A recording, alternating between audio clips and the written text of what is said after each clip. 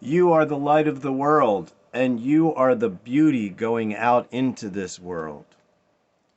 The Family Freedom Party Handbook, Chapter 3. Chapter 3, The Great PowerPoint. Habit number 3. We are excited about sharing our weaknesses, sins, troubling spirit afflictions, and life responsibilities with one another. We're excited about getting to share our troubles together. We're excited because we want to help each other and find out how one another is weak and how we can interact and hold one another up. We are excited about sharing our weaknesses for powerful assistance in having an abundant, successful life. Chapter 3, the next habit. We share our troubles, and we share even our bad spirit afflictions and the demons that still mess with us after we're full of happiness. There's still spirits that are going to mess around with us, and we got to know what they are. We're excited about sharing our weaknesses and our downsides. Now,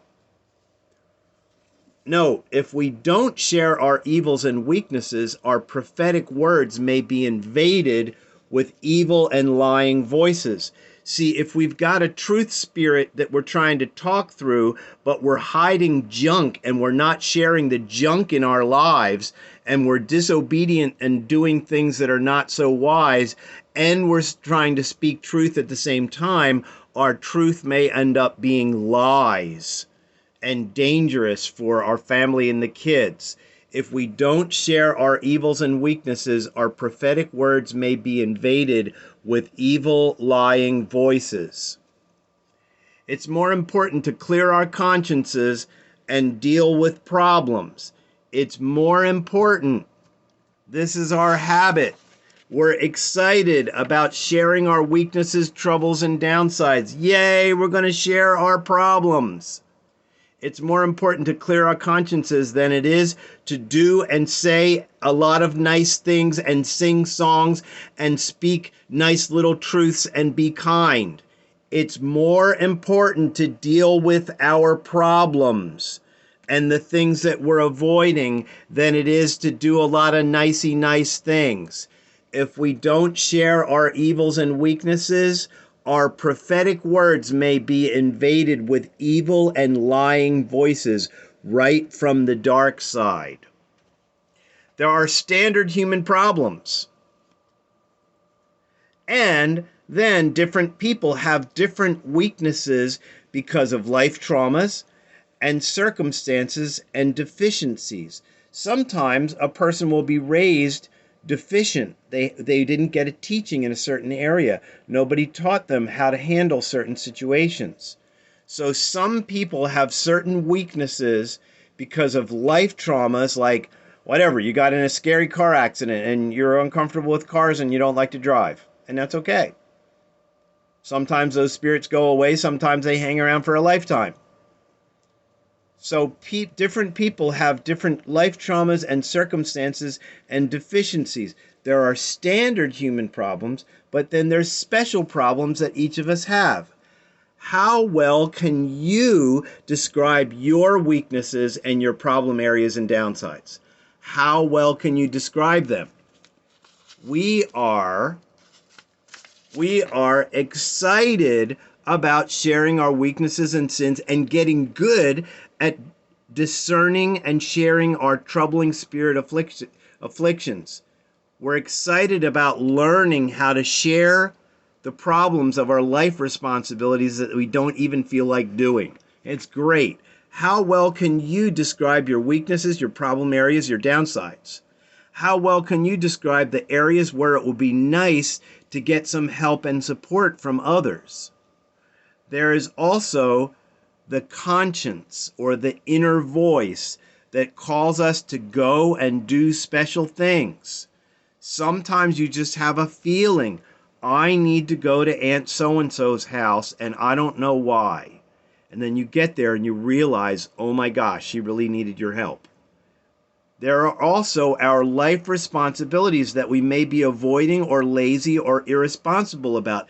And we need help with our life responsibilities. We're supposed to team up and do things together. Also, there are world and community service work responsibilities, and sometimes we're forgetting about them. That's omissive sins. There's one person who says, remember the poor. Have you remembered the poor? Always remember the poor. Go towards the poor and try to help the poor people. That's a life responsibility. So, the special PowerPoint. The PowerPoint. In all of my years around Christianity, I don't like Christianity so much because of this one PowerPoint. They didn't teach me how to be excited about sharing my troubles and my downsides. If I had been sharing my troubles and my downsides, I bet you anything I would have a nice marriage and a bunch of kids and good business. But instead, I had lots and lots of trouble, and that's why I have researched how to help people start a family in a new, special, excellent kind of way. In Romans 2, the Bible shows a respect towards atheists. God respects atheists who are humble and of strong, good conscience. It says that some people that have been burned by the God people, some people who don't focus on the God stuff, act in a way of good conscience, in a way that God approves. And then other people who claim to love God are being disobedient and doing things that God doesn't like. So in the end, God is conscience.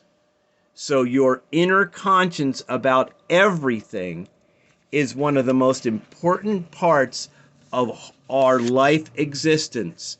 So chapter 3, the PowerPoint. Yes, number 1, we are speaking peace and blessings over the world every day, and we're gathering the names of suffering people wherever we go to send good energy towards people that are having problems. And we have happy equipment. But the PowerPoint is this. In 64 years of being surrounded by churchianity, nobody ever taught anywhere to come together in a home with a cluster of families and learn how to have a good practice of describing your weaknesses and problem areas so that you can get help and support. Your inner voice, your conscience, your life responsibilities, and your world and community service work. All of this stuff we should talk about with one another and say, hey, you guys, I really want to do something for the poor. Hey, you guys, I have a responsibility to my mom, and I want to do it better. Can you help me?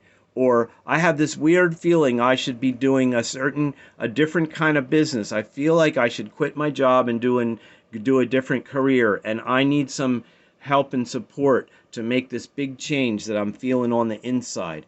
How well can you describe your weaknesses, your problem areas, and downsides that would be good to get help and support in? This is the PowerPoint. This is the PowerPoint. And instead of being all highfalutin about Christianity and stuff, remember, in Romans 2, God says that there are atheists who are humble and of strong, good conscience. So beware of how you judge people, because in the end, God is going to say, oh, these people that say they loved me, they don't even know me, and I'm pushing them away from me, says Jesus. And there are people who don't seem to focus on God, who God is approving of because they're serving the poor and they're working with a strong, good conscience. But if there is a supernatural visitor, an omnipresent lifeguard that you can connect with, well, you ought to connect with his beauty and his light and be the light of the world. Woohoo! Most of all, we want to get together and be the family freedom party and finish writing this handbook so it's easy to understand for any child and anybody coming out of a rehab center wanting to start a new life. Yippee, hallelujah.